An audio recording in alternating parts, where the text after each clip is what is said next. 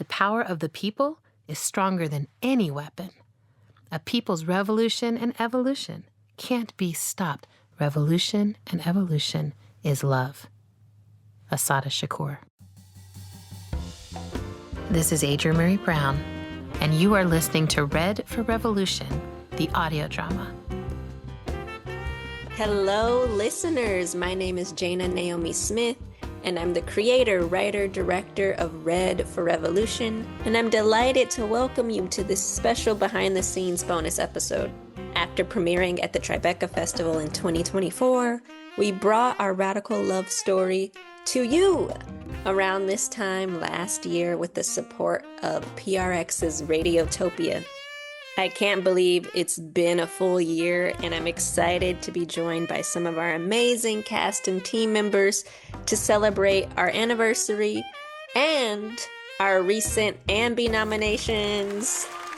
Because of your support, Red for Revolution was just nominated for not one, but 2 AMBIE Awards. Best Fiction Podcast and Best Fiction Script Writing. We're honored, we're humbled, and we're thrilled to be in such incredible company with our fellow nominees. Shout out to our friends at Our Ancestors Were Messy and Queer News, as well as The Stoop, who are also nominated. AMBIE voting closes on Thursday, February 5th. So today we will be celebrating and spilling some tea, taking you inside how Red for Revolution came to life. So we recorded Red for Revolution across 2 countries and more than 10 or so studios, and across 2 industry strikes. Sometimes we had to knock out a very large mountain of pages in a single session. And of course, no production is complete without the moments that never make it to air. And our show had plenty of songs, scenes, and funny moments that didn't make the final cut. So today, we will be sharing some of the unreleased bonus content with you. But before we do all that, I'd love for the beautiful people who made this show possible to introduce themselves. And could you all also please describe what it was like to debut Red for Revolution using just one word? Hi, my name is Jordan Hull, and I play Jasmine in Red for Revolution.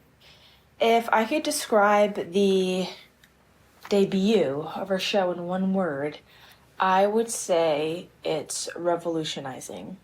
My name is Renee Wilson, and I am an executive producer and a lead actor in Red for Revolution. I have the honor of portraying Miss Lorraine Giovanni, world-famous jazz singer. Yes, yes, yes. The icon. The icon. Hi, I'm Tammy Hall, and music director for Red for Revolution, and my word is splash. Hello, I'm Liz McBee. I am the producer of Red for Revolution, and I would describe it as proud, very proud. I'm also so proud of us all and what we created. So let's talk about how in the world we pulled this off. I suppose I'll start since it sort of started with the script. So let me go back to when I was in college at Sarah Lawrence. That's where the lore begins. I was essentially applying to graduate screenwriting programs, and those applications typically require writing a short script based on a prompt. And the prompt that was given was Love at First Sight. And I thought that was a very corny prompt. And I sort of wanted to do something different and have a different spin on this whole notion of love at first sight, and decided to write about love of revolution instead of platonic or romantic love. And the short script that I wrote is a scene that has made its way into each iteration of Red for Revolution, which is the moment between Ella and Lorraine in the first episode, where Ella has just finished her speech and she's curious about what Lorraine thinks of it, and she poses the question, So, what do you think? And then Lorraine says, I think I'm in love. With me? Revolution, darling. Oh, of course. So that's sort of where the initial idea came from. And then, of course, I grew up listening to Lena Horne and Billie Holiday and Della Reese and so many great jazz artists. And then later in life, becoming politicized by Asada Shakur and the Angela Davises and Nikki Giovanni and Sonia Sanchez and Erica Huggins and so many wonderful, brilliant, revolutionary women who changed the world. That also influenced the storytelling. So I wrote this pilot script that was inspired by these wonderful revolutionary women. And then that script sat in my Google Drive for a number of years.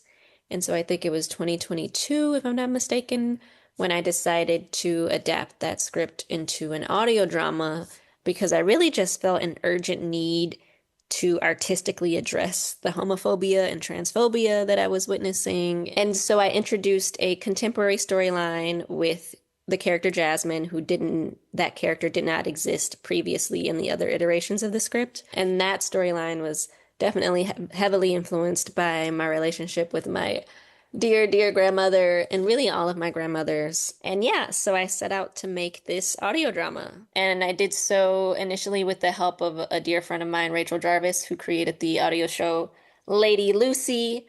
And she sort of sat down with me and told me all about adapting a television pilot into an audio drama. And then from there, what I thought was going to be a little show that I made by myself in a closet turned into something else with the help especially of Renee Wilson, who will now share our origin story and how we came to be collaborators. Very interesting how we became friends and collaborators on this project. Jane and I both participated in like a film competition where you won a nice little chunk of money to make your short film. And so both of us were finalists and we were very excited and happy. And I, at the time, was kind of unhappy with the contract. And so I reached out to Jane and said, oh, congratulations, I'm a finalist too. I would love to just connect, blah, blah, blah. And of course, as we should be doing with each other, we talk. And we talk about the reals, the goods and the bads of what's going on. And we were able to work together to kind of get ourselves out of a bad situation with that contest. So fast forward, like maybe a year later, I get an email from Jana sharing this beautiful project, asking if I knew some musicians in New York because I'm a singer. And I said, yeah, well, let me take a look. And I think it maybe took me, a couple of weeks. I'm not sure to get to it. Sorry about that, Jana. But the night I read it, I fell in love with Lorraine, and I fell in love with Ella, and I fell in love with the whole story, and I couldn't put it down. I was sitting in my bathroom, in a little hotel bathroom, on the top of the toilet seat, trying not to disturb anybody in the hotel room with me, and just couldn't stop. And so I was enamored, and I wrote to Jana immediately, and I was like, oh my God, this is amazing. What are you doing with this? Yes, I have musician friends, but let's talk. I want to be a part of it. And that was really the beginning. We talked, and then I came on to executive produce it, and that was, a while ago. And here we are now. We really took what Jana began and created this really beautiful world that now involves so many amazing people. Yes, Renee, we've worked with so many amazing people. One of those super dope people is the incredible Jordan Hall, who voices Jasmine and is also an associate producer. Jordan, I want to loop you into the conversation. Can you tell us how you came to be a part of this series? Jennifer Beals was already attached during the show, and I think she threw my name in, and then Jana looked up my Instagram, and I was following Brene Brown, and I think Jana was like, you know what? She can do it. Oh, yeah. So that is true. And I won't share too much of how we ended up casting Jordan. We'll have to get into more of that story in a different episode. Throughout this project, I was always looking for signs. What should we do? Who should we cast? So long story short, I had been consuming a lot of Brene Brown, listening to Unlocking Us and reading some of her work. And I saw that Jordan either followed her or had reposted something of hers or something. And that was the sign for me. So that is indeed how Jordan came to join our cast. So a lot of people wonder how in the world we assembled such an amazing cast. And we did have to try every unconventional way possible, from sending cold DMs to following the faintest thread of a degree of separation. You name it, we did it. Most of the supporting cast, plus Renee and Rutina, recorded together on the same day. But Jordan and Miss Loretta Devine and Essie Pathan Murkinson and a few other people were recorded separately. So producing the show meant juggling a lot of moving parts. And our incredible producer, Liz McBee, did a lot of that juggling with so much grace and care.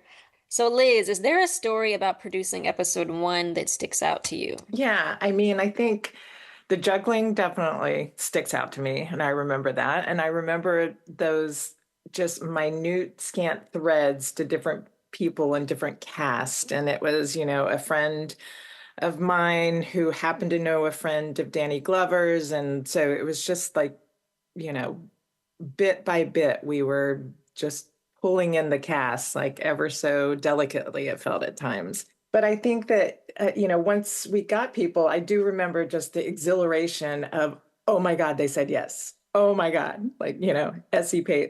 E. Pathos, like, oh my God, we got E. Pathos. Oh my God, we got Danny Glover. Oh my God, we got, Jennifer Beals. So that was just really unbelievable. It was unbelievable. And then, of course, it's like, okay, now the reality. Oh, crud. Now we got to figure out the schedules. So juggling the schedule stands out. How are we going to get these people to where we need to be, where they need to be?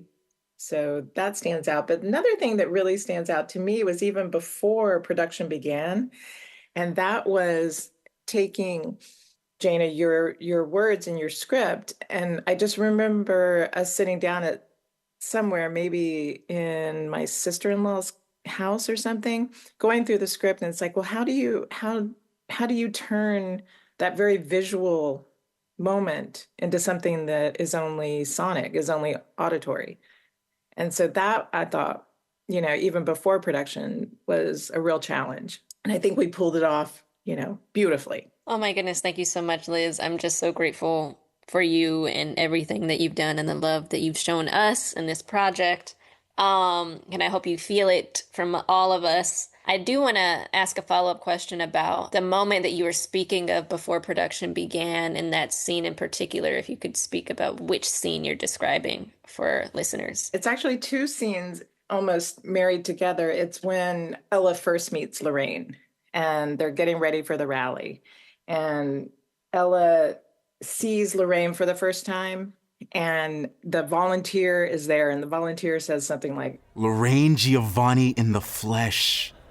I just love to come home to her every night. And Ella says, so would I. And I heard, her music. I should buy more of her records.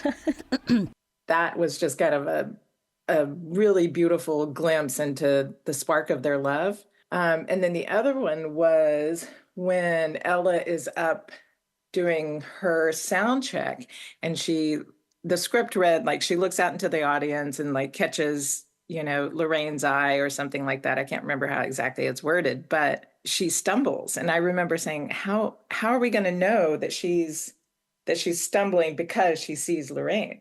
Again, we did a great job. And big shout out to Colin, our engineer, sound editor, just amazing person altogether. So those are the ones I was thinking about, Jana. I love these stories, and definitely shout out to Colin Gerald Thomas, our phenomenal, iconic sound designer. Renee, I wanted to ask you if you could piggyback off of Liz, if you recall the moments that she's speaking about. Yeah, I think that definitely within the episode, just trying to voice her in a way that expressed the chemistry, expressed the interest, expressed my glowing kind of adoration for Ella and who she is as an activist, because I obviously know about her. Ella is, there's a line around the corner to see you, or whatever that line is. I know of Ella, but I am Lorraine Giovanni, honey. So, I have to play that. I have to play that card close to my heart and not just put it all out there until I know what's up with Miss Ella. And so I think we did a really beautiful job. Retina and her inflections and the way she approached the character, even though we can't see the characters, her stuttering on the mic. I think we have to trust our audience enough to maybe use their own imagination. Well, what could be happening there? Why is she fumbling? So it was very exciting for me to explore that as an actor. I love that. And I love how you bring up the way Rutina performed and the inflections. I think one thing that we did really well too was sort of play with silence, in awkward silence in particular, between your character Renee and Rutina's character, particularly in that moment. To piggyback off of Liz's point, the volunteer was sort of an interesting device we used, because I don't think he kept interrupting Lorraine's experience in the initial TV pilot. So I think that's a way that we had Renee sort of interrupting Ella's speech. But that's okay. Go ahead now. Speak your mind. The volunteers interrupting Ella's speech. Miss Giovanni, would you like tea? I'm trying to listen here. Sorry. So you don't want? And as the volunteers interrupting Lorraine, we get to see, or hear rather, how immersed and invested she is in listening to Ella. And then the moments of, Rutina being flustered. I was. And you both just did a phenomenal job with the episode and with that scene in particular. Speaking of that moment, one of the things that that you and Rutina's character Ella sort of speak to in that moment is this notion of revolution. And it's in the title of our show, Red for Revolution, and it's the song that and the first original song that we hear from our show. And that song and the story behind how it came to be is also a special one. And our dear genius music director, Tammy L. Hall, who brought together a phenomenal all-women jazz band, is here with us today. And I can't wait to hear Tammy speak to how this song came to be. Before you hop in, Tammy, I want to play a clip. Yeah. And then again. Okay. Yeah. There. And then Wait. revolution is today. Yeah. Okay. And not just on the streets or at the church. It's at your home. It's in your heart. It's in your. So that was a little clip of a behind the scenes moment of, us recording Revolution song. Tammy, the icon, the genius, can you share how this song came to be? Well, it's inspired by Nina Simone's take on the Beatles' original Revolution. And then Nina made it her own original with her drive and funk, if you will. And so we wanted to take it just a little bit further and give a big nod to Nina. And I think we did it pretty well. We just all had such a great time recording it and playing it together. So it was a big party. I know I can personally attest to, I think that was one of my favorite moments of the entire process were the music sessions that we did. And the clip that was shared, you sort of you all can hear it, but you don't really get to see.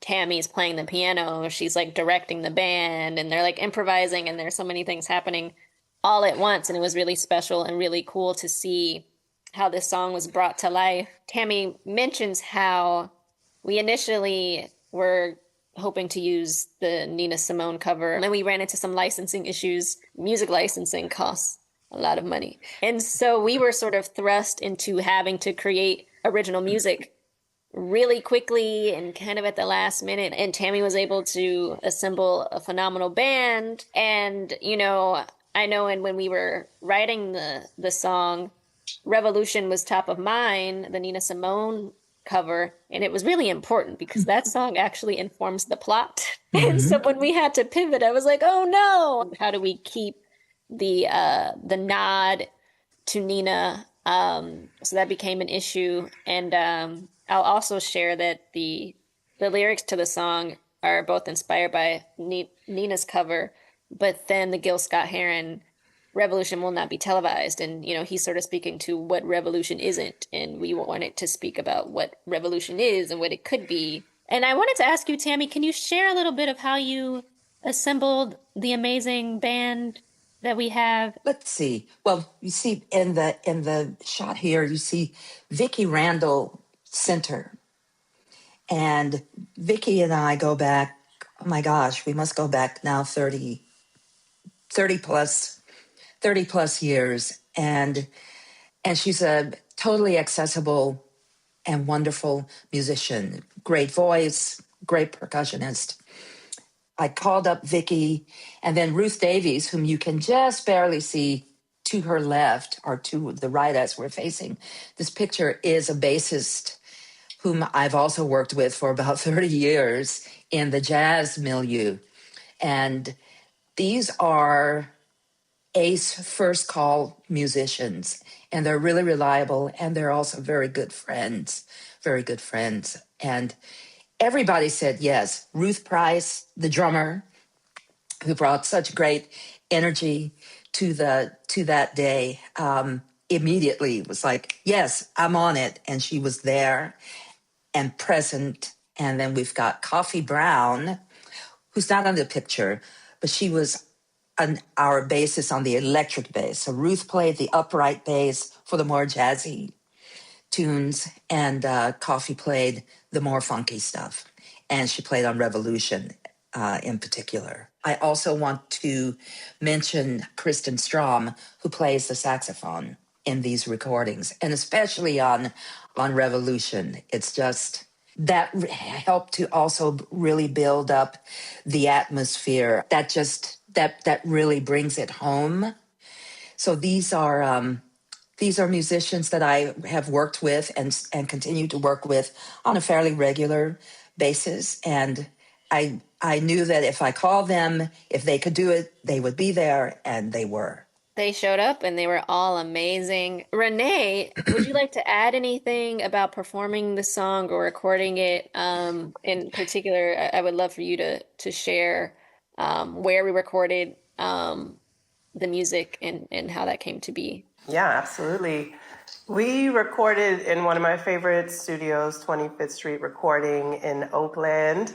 I lived in the Bay Area for a very long time, and so I've had the privilege of being in that studio before, and also having a beautiful relationship with Miss Tammy Hall. And so for me, it was just such a natural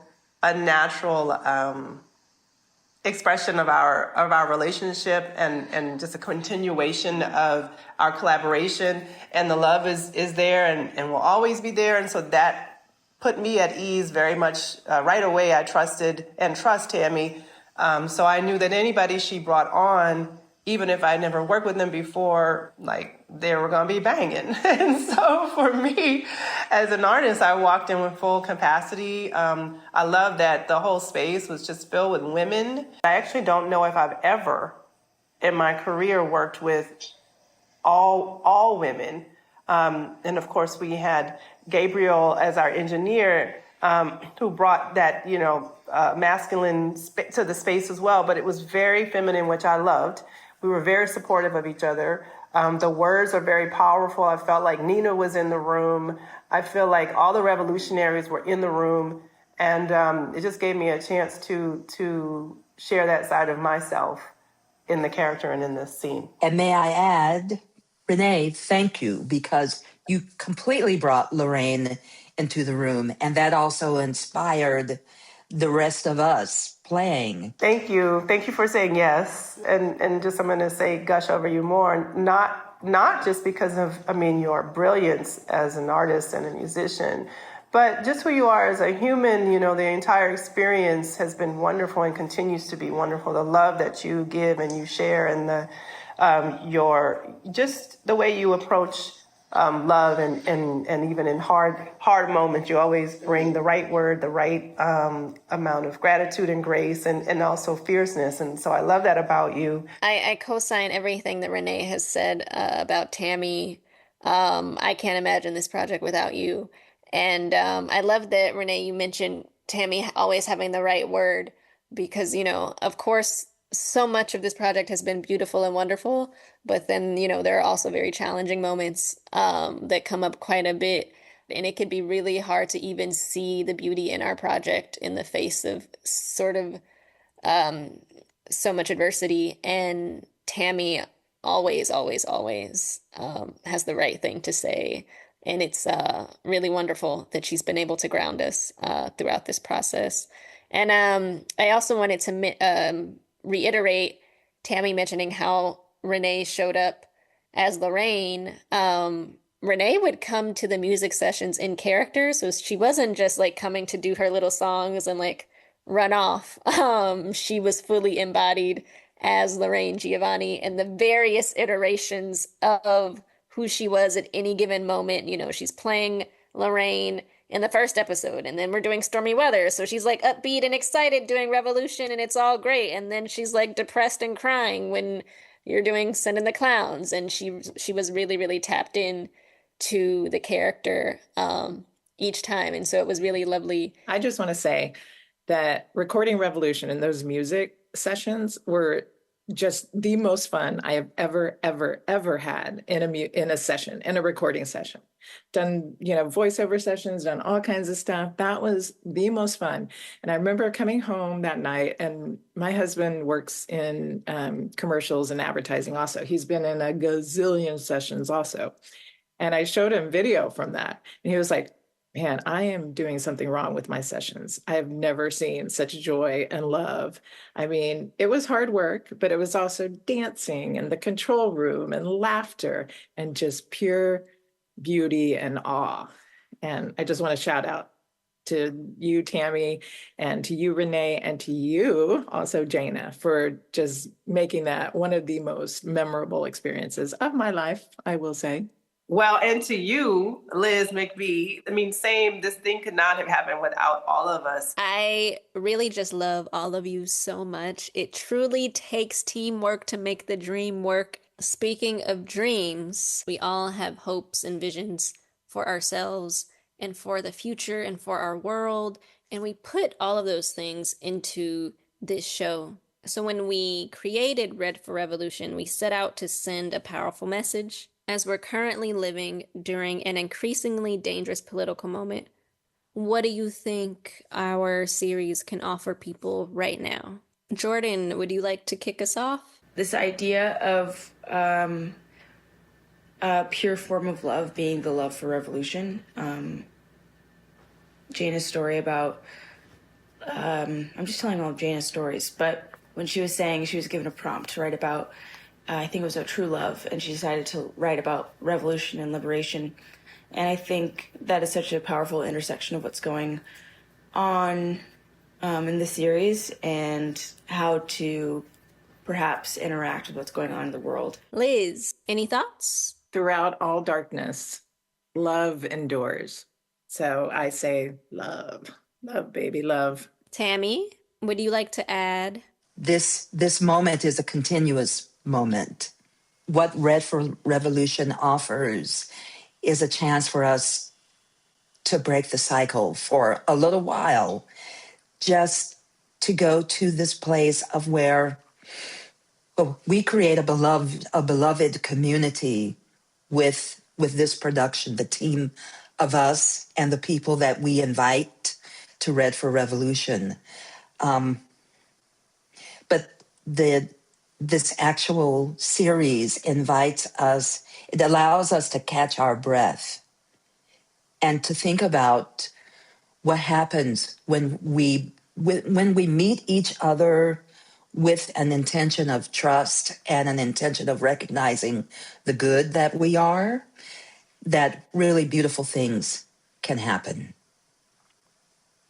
even in the midst of very horrible things.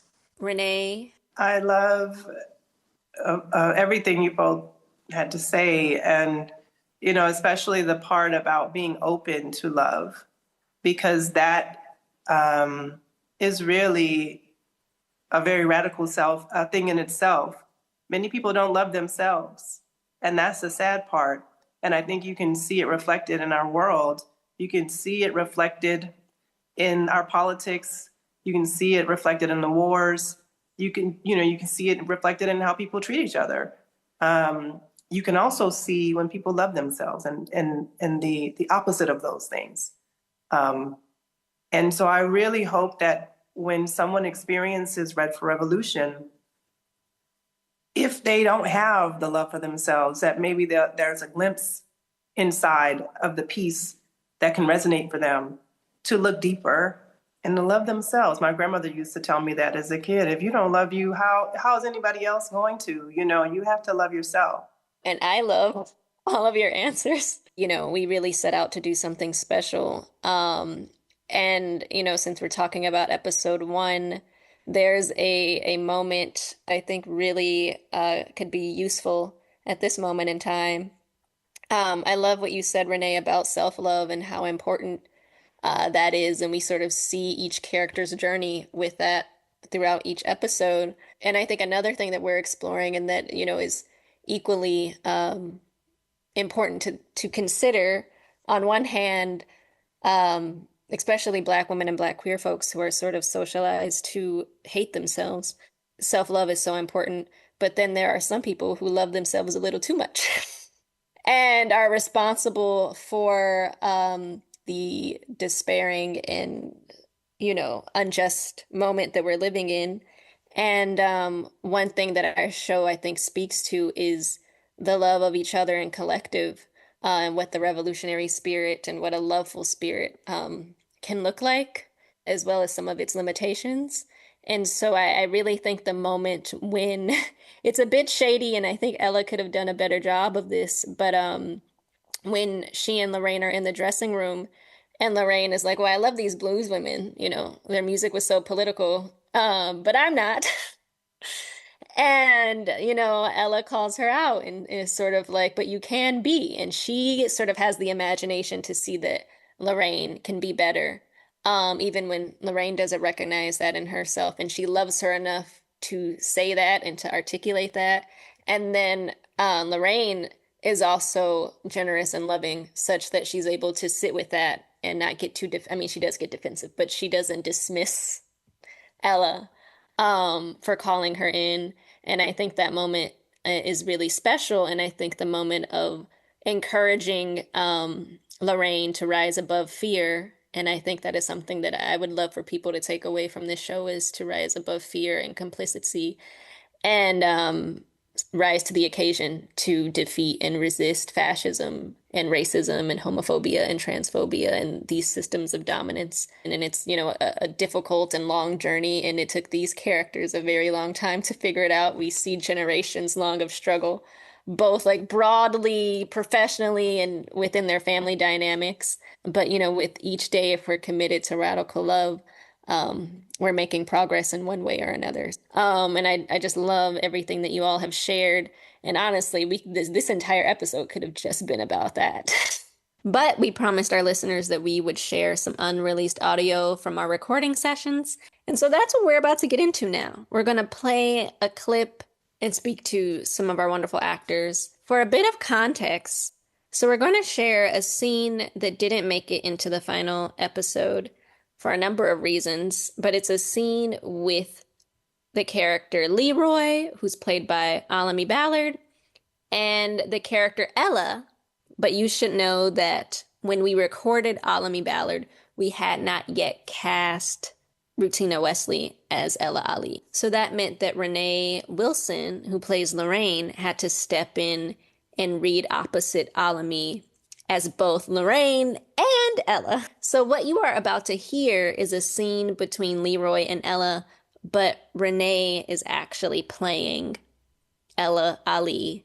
So the scene that you're about to hear wasn't scripted at all. It was completely improvised. And it is the moment where Ella's character confronts Leroy about gendered violence, male chauvinism, the patriarchy within the Black Liberation Coalition, and she's challenging him to do something about it. Without further ado, I hope you enjoy it. Just go from I'm back to Ella.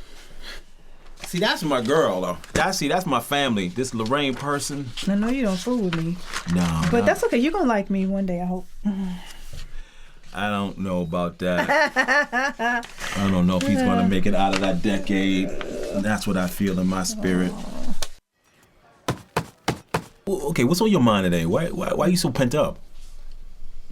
What? Nothing. You hitting this bag really hard. I'm trying to figure out what did the white folks do today?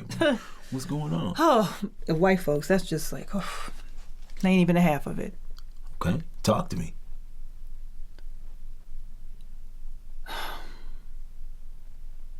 I saw Kathy today. It's not good. Bruises. Hands. Scared. And her man just... Hello. If I step into this, I try to stay out of that shit.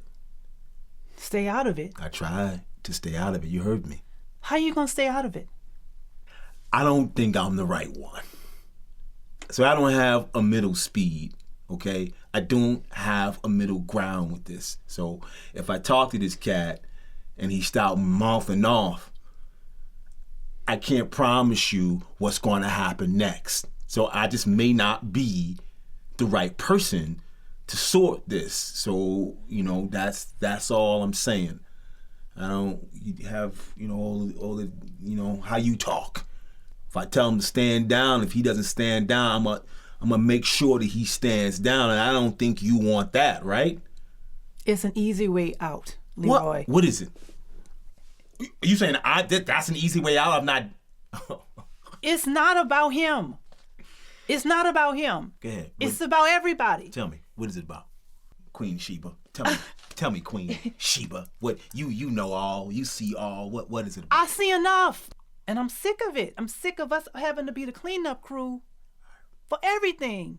The burdens on us. Okay. All right. In our own fucking home. So here's what I'm gonna do. I'm gonna talk to Joe. And once we set that in motion, it's gonna be what it's gonna be. Does she love him? Does she love him? Does she love him? That's the question. I don't know. You gotta ask Kathy. She must love something. But what's she gonna do? If that nigga go missing. Oh, he going missing now. I just asked you, if that nigga go missing, are we good? I don't think we good. What you gonna do? You gonna kill your brother? Al, I'm not saying that. I'm just saying if he go missing, like he go on vacation and he never come back. That's what I'm saying. I'm not saying I'm gonna do nothing. I'm just saying, if he go on vacation, does she love him or not? I would love to send that. No, like, does she love this man or not? That's why she can leave. She love him. She don't love him. If he go on a trip and he don't come back, that's all I'm trying to say. I'm not. She loves him. Okay. She does. I'll try to talk to him now. And see. And see. Cut and scene. Man.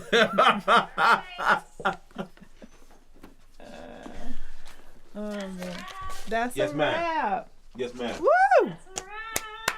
Oh, yes. Oh, yes. Oh, yes. Oh, yes. Oh, yes. Oh, very lovely. Very lovely. Tapped in. We're all excited to have Alami Ballard here with us, the one and only voice of Leroy.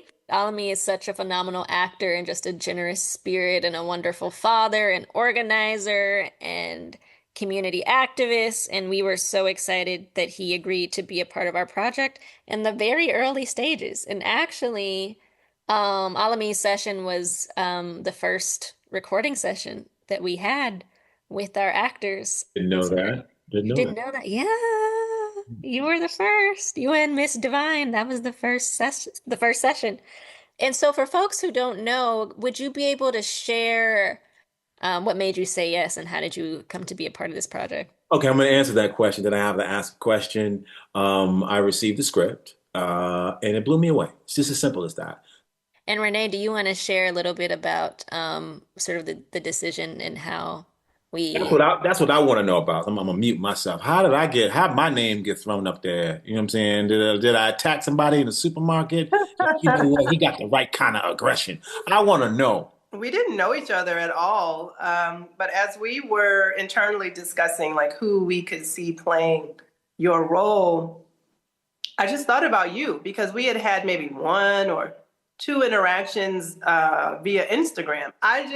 I just really loved your profile and like who I knew you to be through the internet and what you cared about.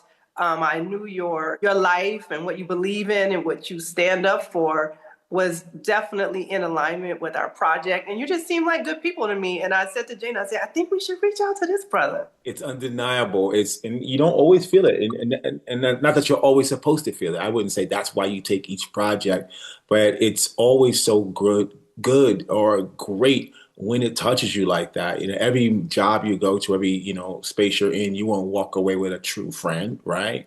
Or what I call spiritual kinship. But when it does, you're like, oh, why can't it always be this way? I can attest that you and Renee truly had such great synergy. And as we were nearing the end of our recording session, no one wanted it to end. And you two were in such a great flow. But we had to get out of there. So I remember giving you two a 10-minute timer and essentially saying that this is the final scene, this is the final moment. Once this timer goes off, we all have to leave. And that essentially is the very moment that we've shared as the unreleased bonus clip. Is there anything that either of you remember from recording this scene? I didn't remember any of it until he said, "What if he goes on a vacation and you don't come back?" I said, "Oh, that." I didn't remember anything. I was like, "Wow, we're worried. What are we talking about? This is not. It's not in the script anywhere, Ali." And then so I'm just listening. I'm like, "Okay, wow, this is." And then he says that, and I'm like, "Okay, I remember that." Because I remember. Then I got back to the moment of being in there, trying to talk to my sister. You know what I mean, and ask questions, would not incriminate myself, but like just like a problem solver, someone knowing where their talents lie and don't. I think he was in the moment trying to communicate what he's good at and what he doesn't think he's good at, what he thinks he's actually bad at, what he doesn't think you're going to find acceptable. I remember just improvising a lot. And after we kind of did all of our scripted lines and just having so much fun and trying it different ways and just listening to that because I actually haven't heard it. It's phenomenal. Yeah. Just listening to where you went with the character and even that dance, right? Because Ella doesn't really answer it in a way you need it to be answered so you can figure out what you're going to say next. And then she understands and she said, yes, she loves him. It's like, okay, let me answer this man before I have something else on my hands that I have to deal with. And that's not what I'm saying. That's not what I'm saying I need you to do. So even that kind of that brother, sister, that relationship where so much is said without words, that there's a natural understanding between the two characters and two people because of just how much you love each other and how much you know each other. Yeah. I just love hearing you two talk about it, and it's so interesting to sort of hear you dissect the moment. And so I'm glad that listeners will finally be able to hear some of what the experience was like. And hopefully we'll be able to release more bonus content and unreleased clips. But that was the final question and the last thing that I had to present. So thank you both, Alami and Renee, for joining us, as well as Liz, Tammy, and Jordan. It's been such a treat going back in time and reflecting on the process of making this show. We have so many stories, surprises, and unreleased scenes sitting in our hard drives. and we can't wait to share more of them with you. Please remember that AMBIE voting is now open and it closes this Thursday, February 5th. Thank you again for listening to this very special bonus episode. Stay tuned for more bonus specials to come.